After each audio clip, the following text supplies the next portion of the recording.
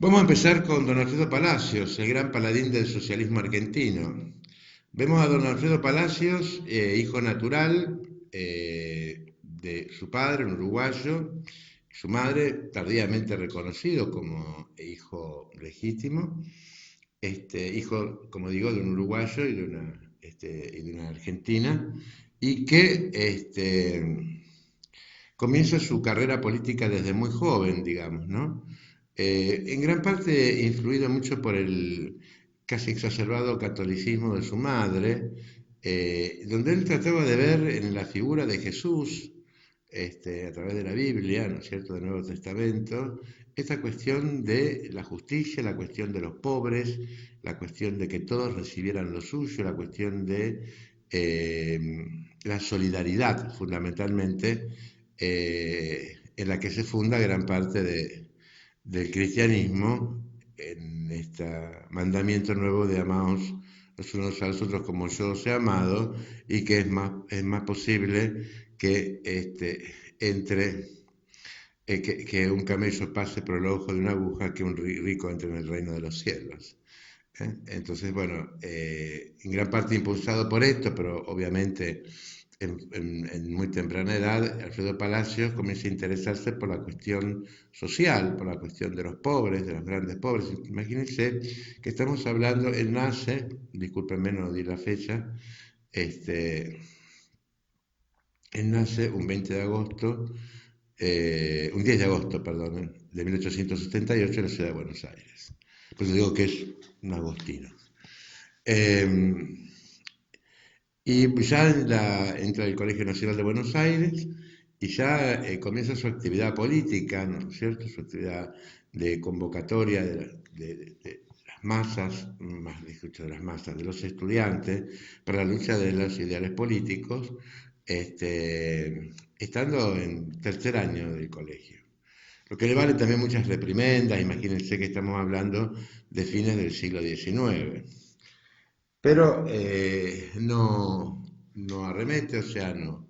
Él sigue considerando que tiene que embanderar una lucha, pero una lucha radical, no del partido, sino una lucha fundamental para la equiparación de las clases sociales. Estamos sobre el final del 1800, en una Argentina absolutamente dividida en clases sociales de ricos y pobres, absolutamente dividida en la oligarquía ganadera, porteña o terrateniente de las provincias y los pobres. Y estaban llegando los inmigrantes de distintas partes del mundo que iban a crear o a solidificar y a conformar la gran masa de la clase media. Pero mientras tanto estamos en una Argentina no solamente llena de injusticias sociales, sino de injusticias políticas. Habíamos hablado en el antiguo encuentro, en el anterior encuentro, los efectos de la ley Sáenz Peña, o sea, esa ley que recién en 1912 va a consagrar el voto universal, secreto y obligatorio. Mientras tanto, seguían gobernando los señores del Partido Autonomista Nacional, que eran miembros de una oligarquía de 10, 20, 30 familias que iban rotando en los principales cargos públicos, sea cual fuere el gobierno que fuera de turno.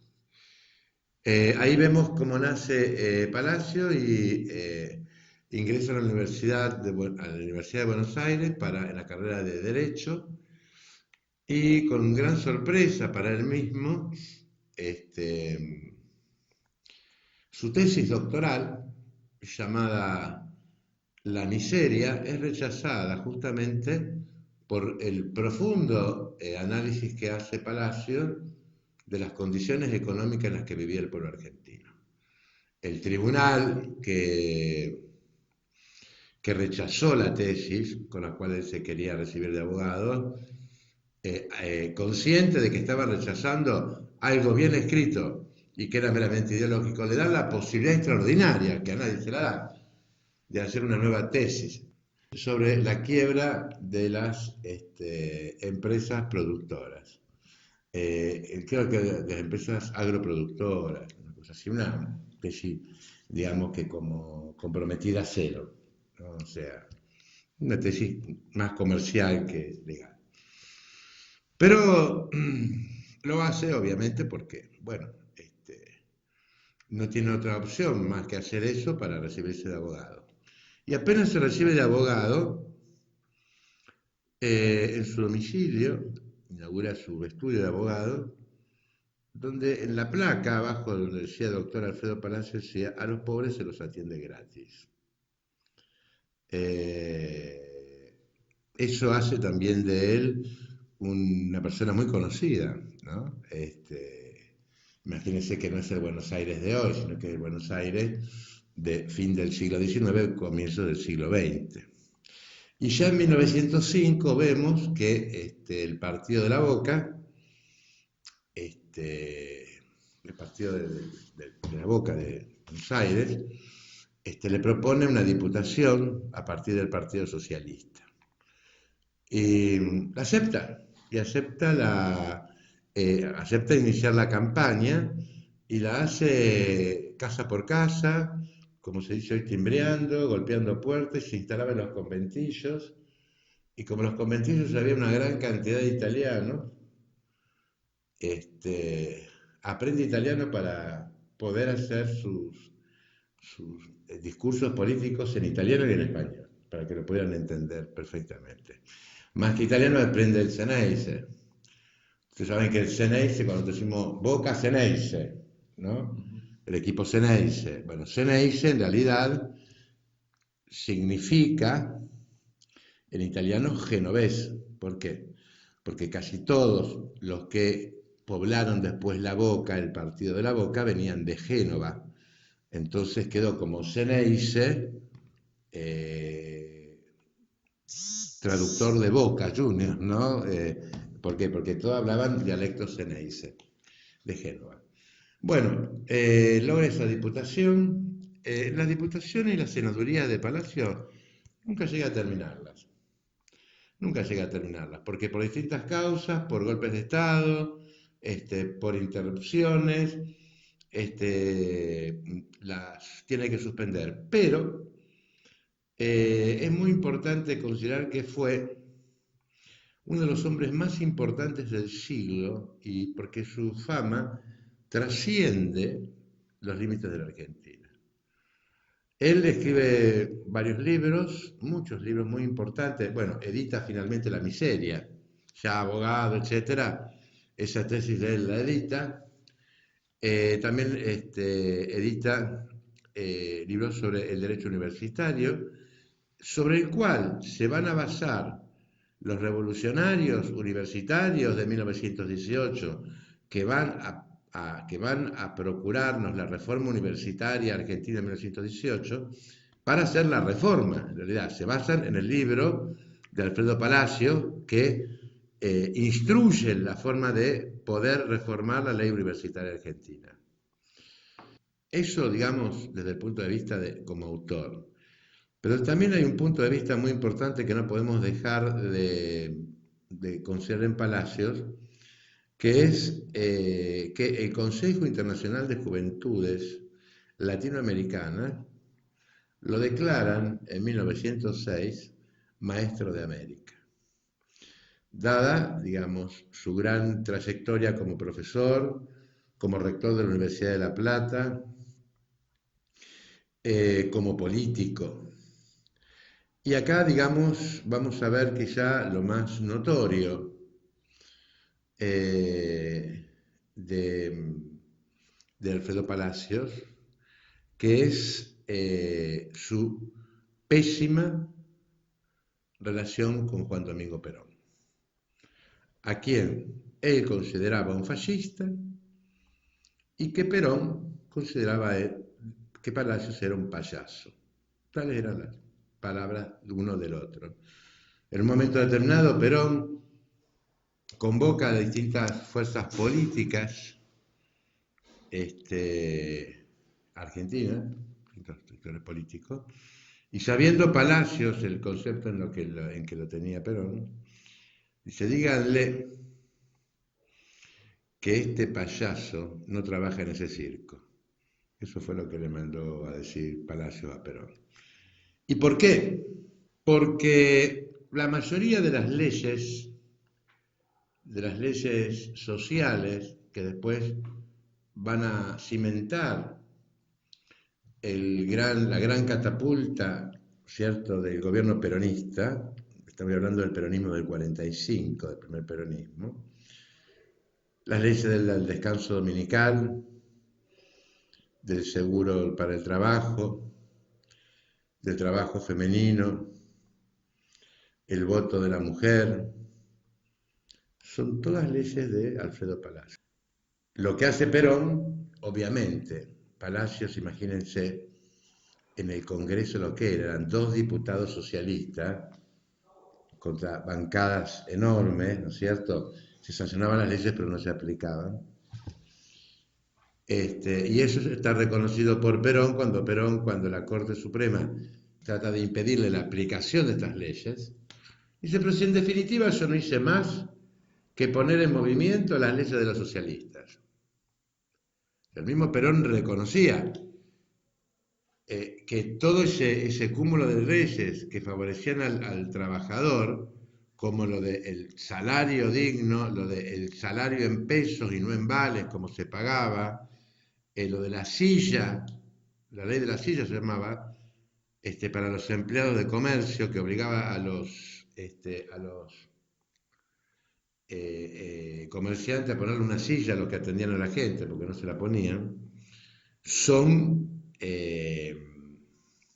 leyes que nacen del puño y letra de Palacios. Entonces esto hace que haya un gran conflicto ideológico y político que se agudiza entre Perón y Palacios, y Perón lo manda a arrestar en el año 51 y después lo cambia de penitenciaria en el año 53. Acordémonos que Perón termina su mandato en el año 55, va a terminar, no termina su mandato. Es depuesto por la revolución llamada Revolución Libertadora. Son irreconciliables las figuras de Perón y Palacios. Sí, hay una brecha política prácticamente insondable, hay un camino que no recorren juntos. Si bien Palacio reconocía la gran autoridad que tenía Eva Duarte, o sea, la mujer de Perón, a la que él consideraba una líder natural, una líder natural, manejada por el peronismo. O sea, que Perón usaba de alguna forma, consideraba él, la figura de Eva, que era absolutamente convocante con respecto a las masas. Esa es la idea que tiene este Palacio de Perón. Digamos que caído el peronismo, en el año 55, de alguna forma Palacios se opone a esa acendrada, mejor dicho, más que acendrada, a esa feroz desperonización que impone el gobierno de la Revolución Libertadora, y él es mucho más proclive a una convocatoria de todas las fuerzas para la reorganización nacional. Pero ahora es cuando me voy a ir un poquito más atrás, voy a volver un ratito más atrás, porque ¿qué pasa? Es una vida que tiene muchísimos puntos de cumplimiento. Entonces, aquí hice una línea política. Ahora vamos a una línea política, pero de él como legislador, que vimos que había beneficiado absolutamente al trabajador, pero aparte, como denunciante político. Y vamos, yo creo que los que escuchan van a poder hacer una perfecta asociación con lo que pasa hoy. El edificio del Congreso de Buenos Aires, inaugurado en 1910, 1910, en conmemoración al centenario, ¿no? Contaba con un presupuesto de 5 millones y algo más de pesos, pero terminó costando 25 millones de pesos.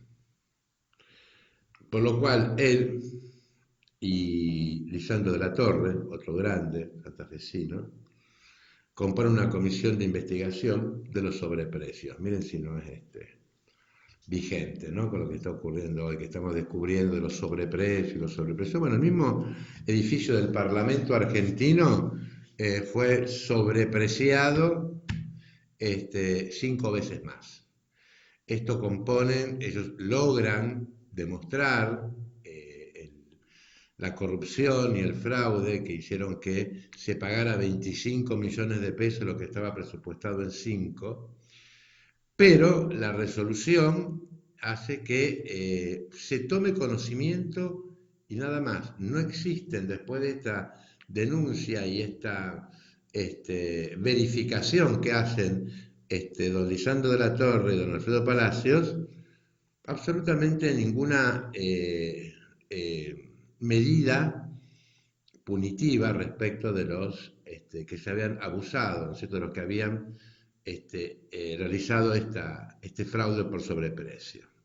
Y así vemos que la figura de Palacios se va, de alguna forma, más allá de todos los conflictos que él tiene con distintos sectores políticos, siempre lo vamos a encontrar a él de la mano lo vamos a encontrar siempre de la mano de los pobres, de los desprotegidos y también de aquellos que no lo comprendían totalmente, porque evidentemente el peronismo era un movimiento masivo al que él criticaba duramente, porque él creía que en su visión Perón manipulaba las masas a través de los sindicatos. Eso no se va a resolver, no van a ser nunca ni siquiera los buenos adversarios que terminaron siendo Balbini y Perón. Lo que es importante es ver que ni la cárcel, ni la persecución, ni los atentados contra su vida que provinieron del peronismo hicieron que él arremetiese en ningún momento con su ideal o que se bajase digamos, por temor de las acusaciones que él creía honestas y sinceras que debía hacer. Eso es un gran valiente. Y también es un gran innovador en el sentido de que, como él adhería al Partido Socialista, que es de inspiración marxista, ¿no es cierto? Y Marx y Engels, en tanto, digamos, los socialistas, cuando desfilaban, cuando se manifestaban, lo hacían siempre con la bandera roja del socialismo. Y él impone, por primera vez, que no está en contra de la bandera roja, de la internacional, pero que debería incorporarse en todos los casos, en todas las manifestaciones, la bandera argentina. Es decir, él es el fundador de un socialismo argentino, un socialismo que no tenía puntos de contacto, por ejemplo, con potencias como Rusia o China, ¿no? Él era un socialismo argentino pensado y adaptado a las condiciones que tenía nuestro país, nuestra sociedad, y en función de eso él genera un socialismo o se inspira en un socialismo. Un punto muy importante en cuanto a las leyes que él propone y que él comparte es el voto femenino. Siempre se ha dicho que se debe a Eva Duarte de Perón el voto femenino. Sin duda fue aplicado por el peronismo, pero la ley, el espíritu de la ley, el proyecto de ley y el cuerpo de ley del voto femenino se deben a dos socialistas, que son Alfredo Palacio y Alicia Moró de Justo. Ellos hicieron la ley del voto femenino. ¿Qué hace el peronismo? El peronismo toma ese cuerpo y lo sanciona a su nombre. Lo que no está, digamos, lo que no es incorrecto, porque por lo menos le da vida a algo que existía, pero que nadie lo utilizaba, ¿no? Pero no es el peronismo el que piensa en el voto de la mujer. Es Alicia Moró de Justo, esposa de Juan B. Justo, creador del socialismo argentino, y Alfredo Palacio, ¿no? Por eso yo al comienzo dije dos hombres un poco olvidados, porque a veces estos mega personajes como como Perón, o Irigoyen, tienden, digamos, como a englobar en su omnipresencia y arrastran muchas cosas que han sido trabajo de otros, ¿no? Y hablando de esto, de trabajos de otros, vamos a ver cuál es la posición de Palacio ante el advenimiento de la Revolución Cubana de Fidel Castro, este, que en el año 59-60, que la aplaude justamente el advenimiento del socialismo, comunismo en Cuba. O más decían, al barbudo o al bigotudo hay que votar. ¿Por qué? Porque Alfredo Palacios, si ustedes buscan, hay una foto, tenía unos prominentísimos bigotes muy largos y enrulados así, y era conocido justamente por esos bigotes. Y bueno, y Fidel Castro por su barba, ¿no? Al bigotudo o al bigotudo o al barbudo. Pero ¿qué pasa? Se divorcia un poco de la idea de seguir, digamos, aplaudiendo la Revolución Cubana cuando ve que Fidel Castro eh, tira sus amarras hacia la Unión Soviética, o sea, hacia Rusia, porque él criticaba duramente el estalinismo, o sea, el comunismo ruso, porque decía, según él, que era una forma más del autoritarismo, de lo dictatorial, de la falta de libertades. Y bueno, vemos que él se desengancha un poco de esta idea y se desilusiona un poco porque él pensaba que el socialismo tenía que mirar no hacia Rusia, el de Cuba, sino tenía que seguir mirando hacia América Latina para poder generar dentro de América Latina esa revolución que había propuesto Fidel Castro en Rusia. Así llegamos ya al momento último de su vida. Muere en 1965, a la edad de casi 90 años, ¿no? 80 y pico de años, en la más absoluta pobreza, pero en la más absoluta pobreza, tal es así que tienen que sus exequias, sus restos, su funeral, es pagado por sus amigos porque Alfredo Palacios no contaba con ningún recurso propio. Con Carlos Baba, esto es 341 Radio por la 8.